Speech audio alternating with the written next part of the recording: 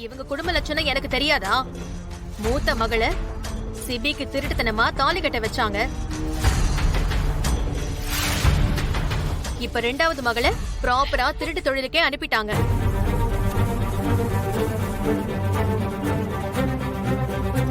அண்ணி வேண்டாம் அண்ணி, ப்ளீஸ் விட்டுருங்க.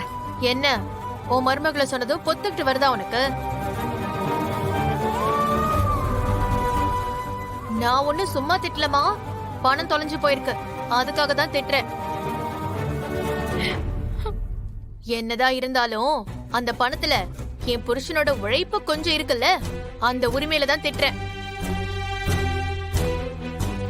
ஏண்டி, இந்த தொழில் மட்டும்தானா இல்ல வேற எதுவும் தொழில் ஆரம்பிக்க போறீங்களா?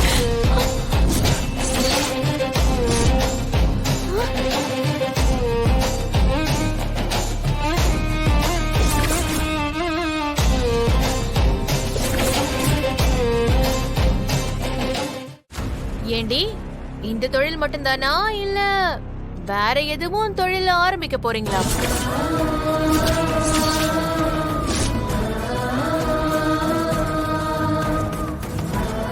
போதும், நிறுத்துங்க. இதுக்கு மேல பேசாதீங்க, என்னால தாங்க முடியல. சித்தி, நான் உங்களுக்கு கெஞ்சி கேட்டுக்கிறேன். தொலைஞ்சு போன 5 லட்சத்தை நான் எப்படியாவது புரட்டி கொடுத்துறேன்.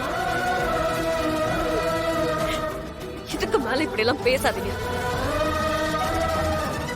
அட, எப்படி புரட்டி கொடுப்ப? இந்த வீட்ல இருந்து புடுங்கி கொடுக்கணும், இல்லன்னா எங்க சிபியை ஏமாத்தி கொடுக்கணும். அதுவும் எங்க வீட்டு பணத்தை எங்க கிட்டே திருப்பி கொடுக்கற கதை தானே. ஏங்க, திருட்டு கழுதைங்க கிட்ட என்னங்க பேச்சு? கழுத்தை புடிச்சு வெளியே தள்ளுங்க. இவங்கெல்லாம் வீட்டை இருந்தா வீடே விளங்காது. அண்ணே, அத்தையும் சிபியும் இல்லாத நேரத்துல இப்படி எல்லாம் பேசுறதே தப்புண்ணே. எதுவா இருந்தாலும் சிபி வந்ததுக்கு அப்புறம் பேசிக்கலாம். அவங்க வந்தா நம்ம என்ன பதில் சொல்றது? திருட்டு புத்தி இருக்கிறவங்களுக்கு என்ன தண்டனை கொடுத்தாலும் ஜனாமாவும் சிபியும் சரின்னு தான் சொல்லுவாங்க. மீனா, நீ சும்மா இரு, எல்லாத்தையும் நான் பாத்துக்கிறேன். உனக்கு எங்களை விட உன் மருமகளும் அவங்க தங்கச்சியும் தான் முக்கியம்னா நீ தாராளமா கூப்பிட்டு உள்ள வச்சுக்க. ஆனா நாங்க இருக்க மாட்டோம். ஏங்க, முதல்ல இவங்கள வெளியே தள்ளுங்க. ஏய், வெளியே போ, போ வெளியே. பாபா